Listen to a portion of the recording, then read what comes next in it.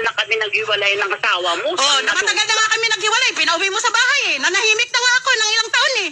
Oh, bakit mo nagpinakain-kain ka dyan ng taong mo? Hindi yan totoo ay. Nakita ko pa. Si Elmer, nagpunas pa ng bunganga niya. Nagpunas pa ng bunganga. Sinabihan ko, ang baho, ang baho.